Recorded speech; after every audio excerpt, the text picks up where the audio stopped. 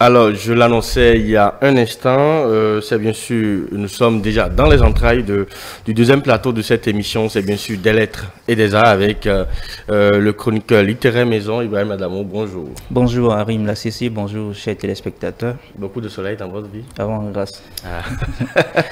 Alors, aujourd'hui, nous avons un gros bonnet de la littérature, qu'est-ce que je peux dire? La littérature, la culture, hein? Parce qu'il est littéraire, il est écrivain, il est musicien, il a beaucoup de casquettes hein, à lui seul.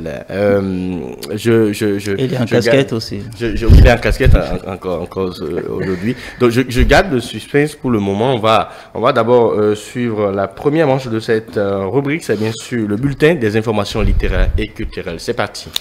Merci beaucoup Arim Lassissi. Bonjour mesdames et messieurs et bienvenue à ce nouveau numéro de votre bulletin des informations culturelles et littéraires. Nous le démarrons avec des notes de félicitations que nous adressons à Tanko Fousseni pour sa dernière parution littéraire intitulée Confluence, publiée aux éditions Légende.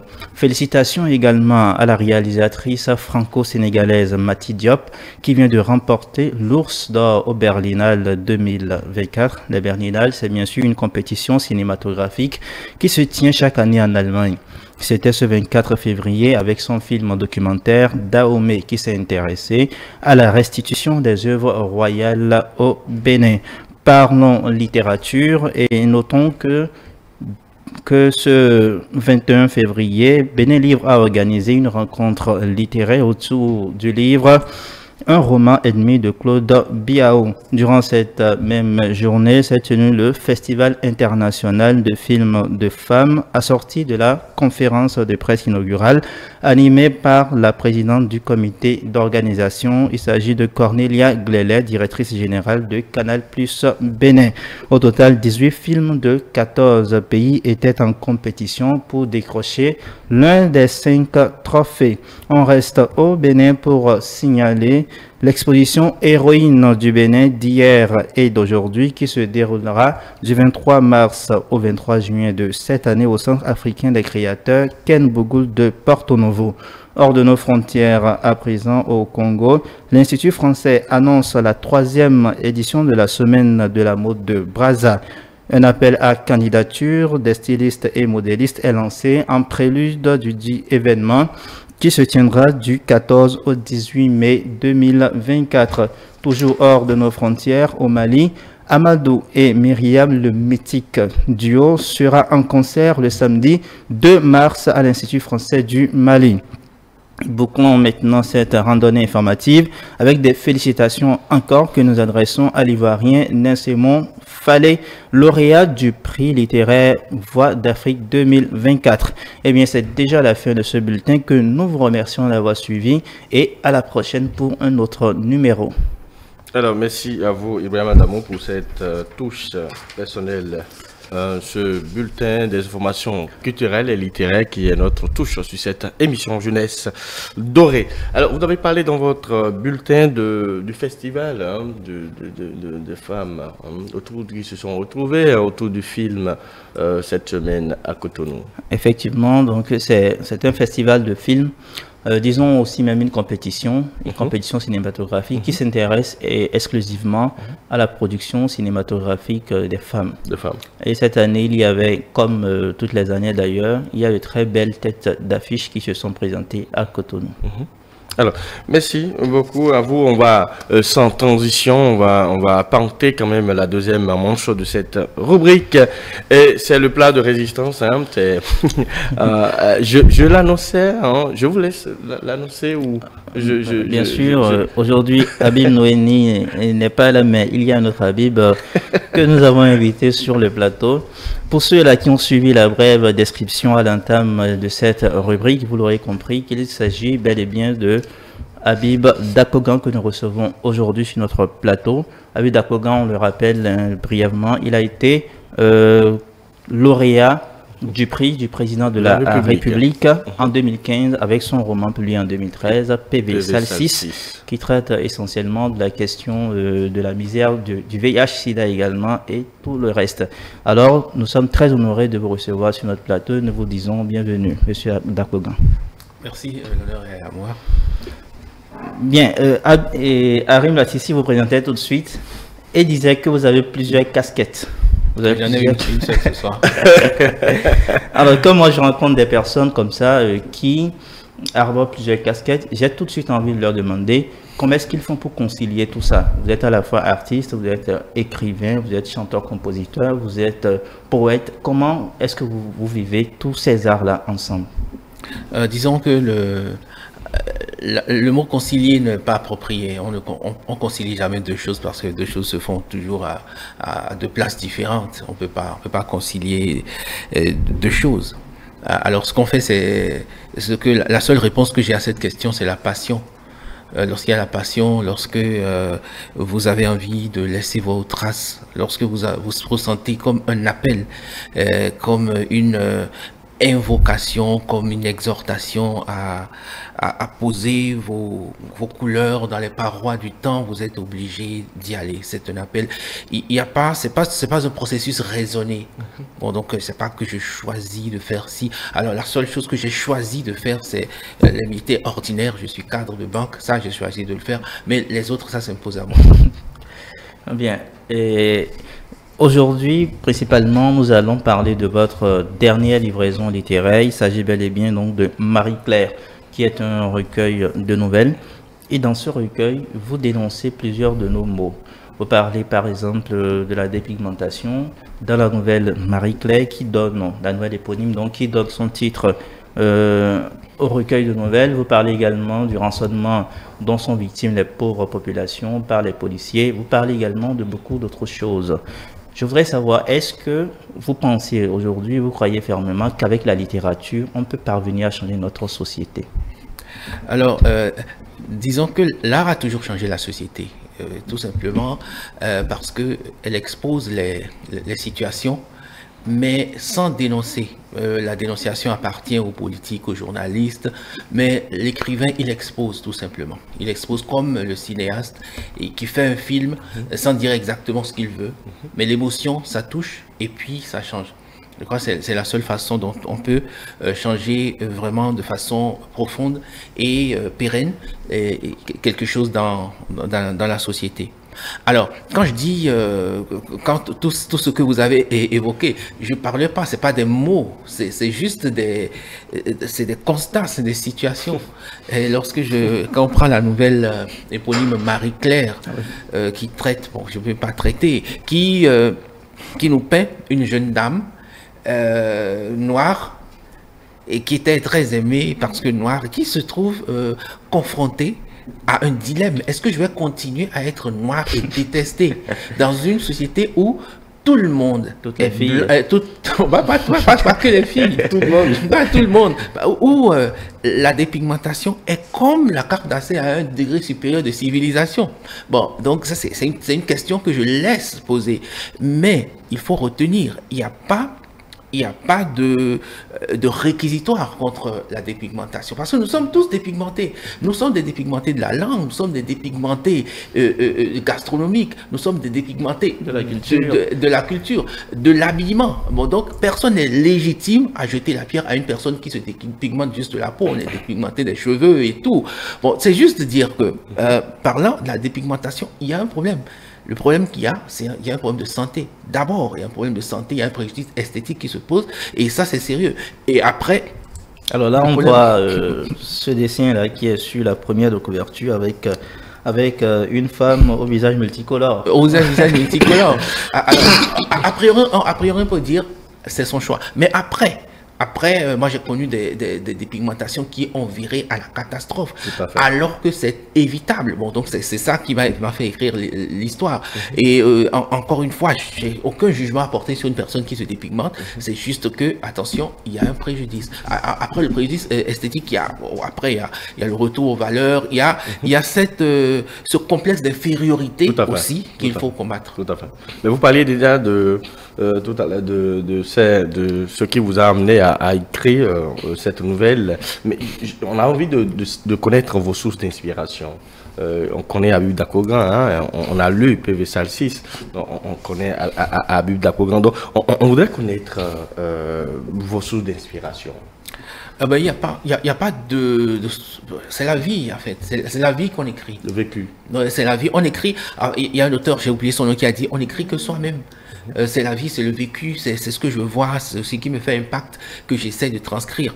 Et bon, il y a ceux qui. Le monde est divisé en deux parties, hein, je dirais pas égal, mais en deux parties. Il y a ceux qui écrivent et ceux qui n'écrivent pas. Et ceux qui n'écrivent pas, c'est pas une tare, c'est qu'ils n'écrivent pas, c'est tout. Ils lisent. Ils lisent. Après, il y a ceux qui lisent et ceux qui ne lisent pas. Et ceux qui ne lisent pas non plus, c'est pas une tare. C'est pour dire que moi, je reçois l'appel. Moi, je dis bon, voilà, j'écris parce que je dois écrire. Et ça fait pas de moi quelqu'un de spécialement intelligent, mais c'est que je dois écrire. À partir de ce moment-là, tout ce qui me touche, tout ce qui me frappe, l'impact est plus fort, la sensibilité est plus forte. Et puis, je me dis, je vais transcrire. Et puis, moi, j'écris tous les jours qui passent. J'ai écrit hier, j'ai écrit ce matin. Mais l'acte d'écrire et l'acte de publier, c'est deux choses différentes. Il y a des choses que je publierai jamais. Donc voilà, ce n'est pas qu'il y a une source d'inspiration qui me... Comme disait Michael Jackson, quand on lui parlait de la danse, il dit danse égale respiration égale vie. Donc j'écrirai écriture égale respiration égale vie. On parlait tout à l'heure de la dépigmentation. Et vous particulièrement, hein, vous pardonnez la question, hein, et vous aimez les femmes claires, comme Marie-Claire? Bon, pas comme Marie-Claire, mais vous aimez les femmes claires? Le teint n'est pas un critère pour moi. Le teint n'est pas un critère. Les traits physiques, c'est vrai que les traits physiques, ça attire, mais c'est pas un critère en réalité. Quand on parle de critère, c'est que c'est raisonné. Ah bon, à partir de ce moment-là, c'est raisonné, pour moi, c'est pas un critère. Il y a l'impact, il y a l'insight, comme on dit, ce qu'on ressent tout de suite quand on voit quelque chose de beau. Et c'est différent. Mais après, lorsqu'on pose des critères, est-ce que j'aime les femmes dépigmentées, est-ce que j'aime pas les femmes dépigmentées, mon critère n'est pas là. Alors, mais est-ce que ces femmes-là qui se dépigmentent, ce n'est pas pour les hommes, elles le font? Voilà, parce que c'est pourquoi je demandais en fait. Même quand on lit la nouvelle éponyme, nous voyons ce poète-là qui quand même écrivait de très beaux vers, ouais. Voilà, pour sa femme noire, qui disait que c'est le plus beau teint de la CEDEAO, tout ça, oui. Mais qui finalement trompe cette femme avec une dépigmentée, ce qui la pousse d'ailleurs elle-même à se mettre en concurrence. Voilà, à se mettre en concurrence et à se dépigmenter. Est-ce que les hommes n'ont pas une part de responsabilité dans ce phénomène? C'est pas bien. Bon, alors, je dirais, nul n'a. Et finalement, l'ironie, c'est qu'à la fin, il se marie avec une autre femme noire. Voilà. C'est dire quoi? Nul n'a la responsabilité de l'autre. Nous sommes responsables de ce que nous faisons. Donc, je dirais, je ne peux pas dire que les hommes sont responsables de ça. Je vais juste dire, les hommes n'ont rien à faire dedans. Malheureusement. Ce qu'il y a à faire, c'est les femmes. C'est les femmes qui doivent se dire, écoutez, je suis noir, je ne suis pas noir, je m'en fous, je continue ma vie. La vie ne se résume pas à la couleur de la peau. C'est-à-dire que tous les jours, on parle de racisme, mais on fait du racisme contre soi-même en faisant de la dépigmentation. C'est incroyable. C'est pas possible. Bien, je crois que les femmes vous écoutent attentivement, avec beaucoup d'intérêt. Vous êtes musicien, ça on l'a déjà dit. Il y a une nouvelle dans laquelle vous avez quand même fait une fixation sur le monde de la musique. Oui. Et le monde de la musique, surtout pour les femmes, on voit comment elles sont harcelées par des hommes qui sont nantis. Il s'agit de la nouvelle Fessé, tard ou jamais. Mais on se rencontre. Bon, la question que je pose d'abord, avant la deuxième, c'est que est-ce qu'il est difficile d'être femme dans ce milieu d'artistes, musiciens? Eh bien, bien sûr, bien sûr. Vous allez voir, d'ailleurs, toutes les nouvelles tournent autour d'une femme du début jusqu'à la fin. Donc, bientôt le mois de mars, donc c'est peut-être un hommage. C'est peut-être un hommage, pourquoi pas. Alors, oui. Partout, dans tous les domaines, et puis dans le domaine de la musique. Bon, déjà, je donne la genèse de cette histoire-là. Je me dis, il fallait quand même que je peigne un peu les résurgences de souvenirs de cette vingtaine d'années que j'ai passé constamment dans la nuit à chanter dans les cabarets, à chanter dans les bars et tout, à faire des spectacles. Bon, donc, je me suis dit, quand je repars dessus, je me rends compte que les femmes, comme dans beaucoup de domaines, elles sont chosifiées. On veut bien qu'elles dansent, qu'elles viennent se dénuder un peu pour avoir de l'argent. On veut bien qu'elles viennent se dénuder pour que le propriétaire du bar ait de l'affluence. Bon, donc c'est un paradigme pernicieux autour de la femme que j'essaie de déconstruire dans cette histoire-là. Et malheureusement, il y a une mauvaise fin. Il y a une question que j'ai posée, l'attente que j'ai posée dans la nouvelle, c'est, oui, les vertus. Mais à partir de quel moment la vertu résiste à l'argent? Parce que le jour où le milliardaire est venu donner 1 million sur place, il a disparu.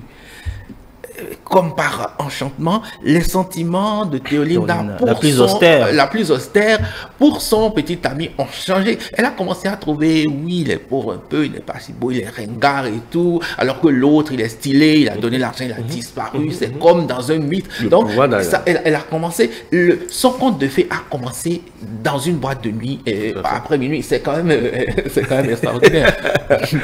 Donc, c'est dire quoi? C'est dire que, je dis souvent à mes amis, vous ne me connaissez pas. Le jour où j'aurai beaucoup d'argent, vous saurez qui je suis. Là, si je reste le même, là, vous me direz je suis resté le même, mais je ne garantis pas. Parce que les rapports des gens avec l'argent, je l'ai dit à plusieurs endroits du livre, les rapports des hommes avec l'argent, c'est quelque chose de mystérieux.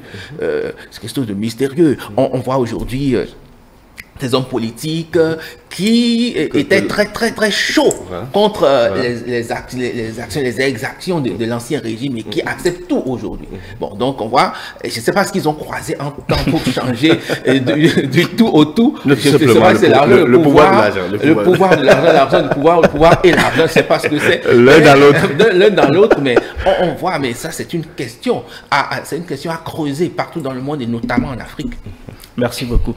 Dans la 5e nouvelle, Niang Blaise, là vous mettez au centre un jeune garçon qui n'a pas tous ses sens. On en rencontre souvent dans nos sociétés. Mais ce qui est intéressant dans votre nouvelle, c'est que vous allez au fond de cet homme-là, de ce jeune homme-là, vous peignez un peu son intérieur. Et on retrouve que c'est quelqu'un de très sensible, qui a besoin d'amour, qui quémande même de l'amour, mais n'en trouve pas toujours. Est-ce que ces personnes-là, ces enfants qu'on voit dans nos quotidiens, est-ce qu'on peut dire que c'est l'amour qui leur manque pour être pleinement humain? Oui. Parce qu'ils sont maltraités. Votre approche elle est parfaite, c'est que l'amour. Parce que ce jeune homme, à un moment, ses parents ont commencé à le rejeter parce que, bon, ils désiraient tellement l'enfant que, bon, lorsque dans les mythes de nos terroirs, on dit que lorsque vous